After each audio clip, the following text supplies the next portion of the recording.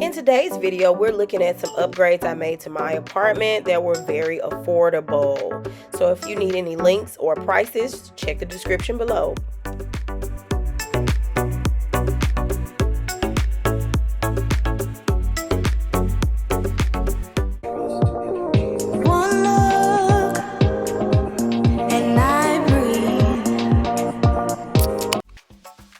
Alrighty, so let's just jump right in. Right here, I've been looking at the front of my door and been irritated for a good year. So I purchased this welcome sign on Amazon. I could have made it, but I was not in the mood. I also got this door hanger also on Amazon. Link will be in the description. I swept this off, but I decided, baby, that wasn't enough. And so you're going to see me in another clip when it's going to look cleaner because I put it in the wash. And then I added this home sign here on the right from Dollar Tree.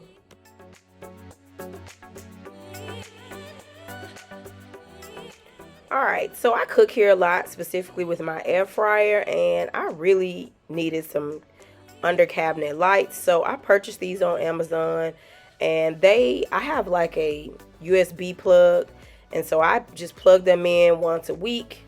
And underneath here, they give you some like adhesive magnets that you put underneath the cabinet. And like I said, they're adhesive, so they just stick to the cabinet.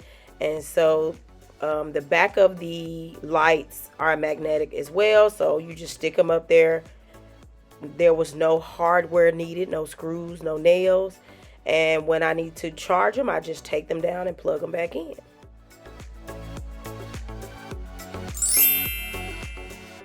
Alright, the next upgrade is to my stove. Notice that I don't know what you call these, but the covers or whatever were really disgusting. So I cleaned this off. Did you know you can lift your stove top? I know y'all are like, what the fudge?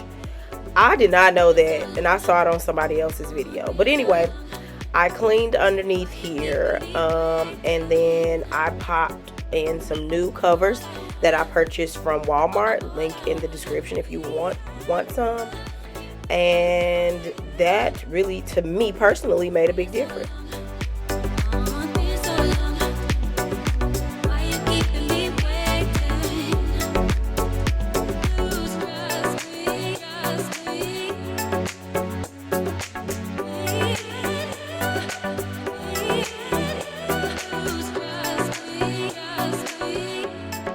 Alright, so sticking in the realm of my stove, I went home for my birthday, which was October 31st, and I decided to make a stove top cover. So that's my dad there screwing it in.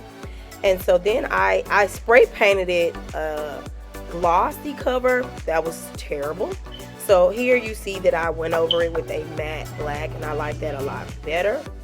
And so you're just going to watch the process of me making the vinyl monogram and adding that on there and what it will look like in the end. I thought it came out really cute. If you have one of these, comment down below.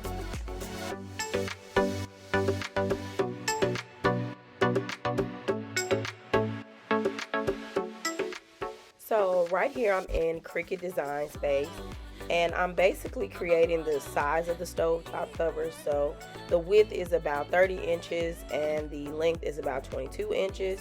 So the black part, of course, is the base, and then the little gray parts are the sides. Now, for whatever reason, I thought the sides were only 1 inch, but I eventually went back and made them 3 inches because the little side handles, or whatever you want to call them, are 1 by 3, so they're 3 inches, or actually 2.75.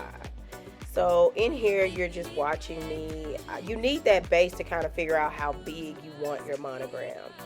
So right here you see me. I found the monogram. I found an image online that I purchased, and so this is a B monogram.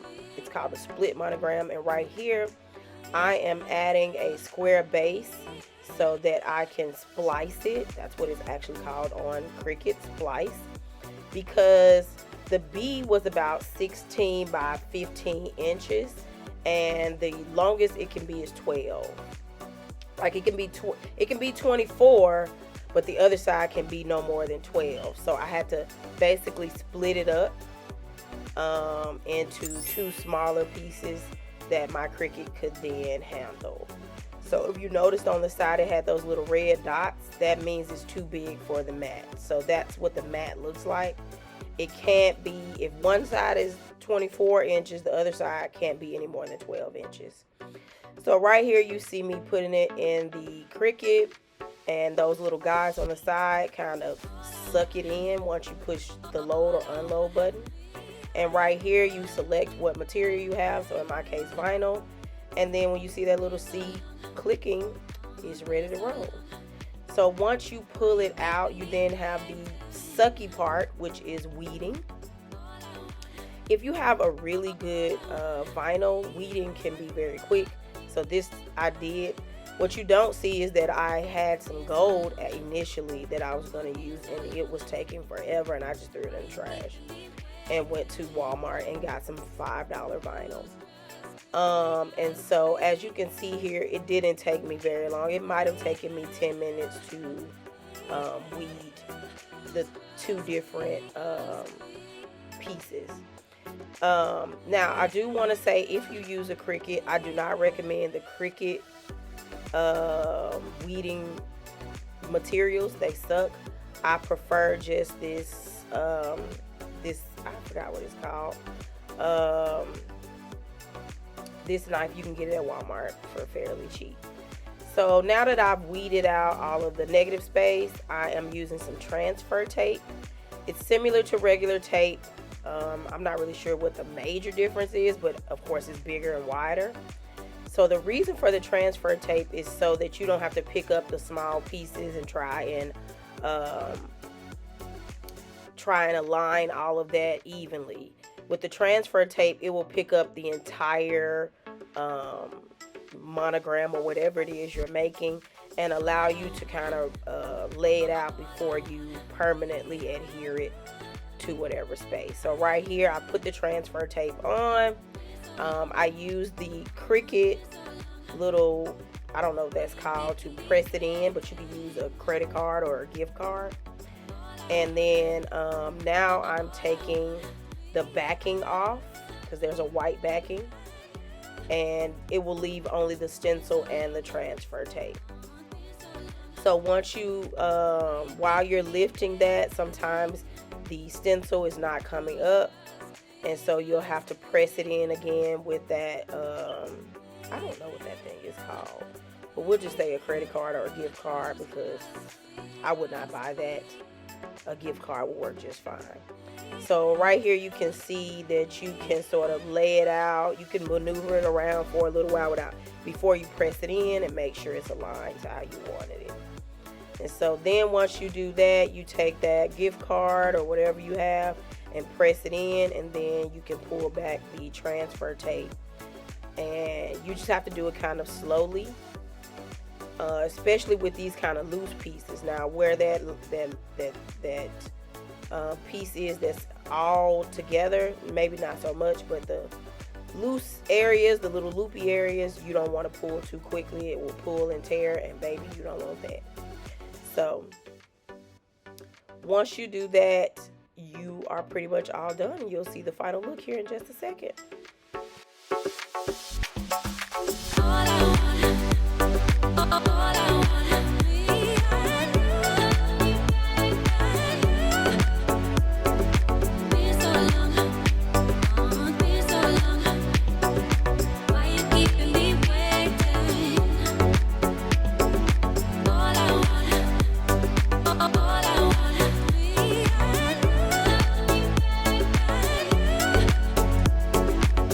So long.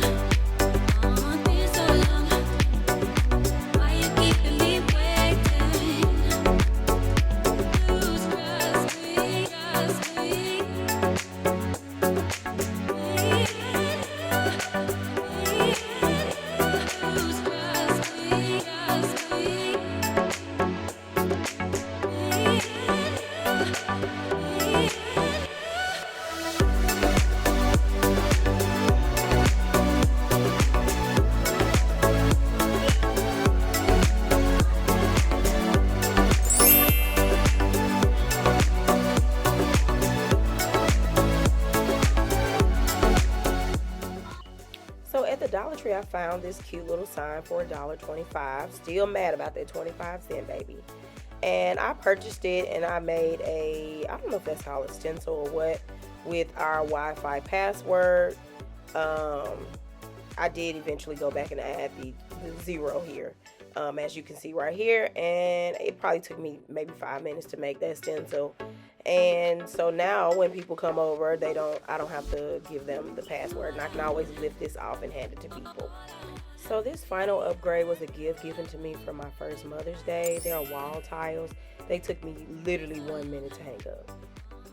Next time on The Productive Mom, Christian fiction that will have you excited. Thanks for watching my video. See you next Tuesday.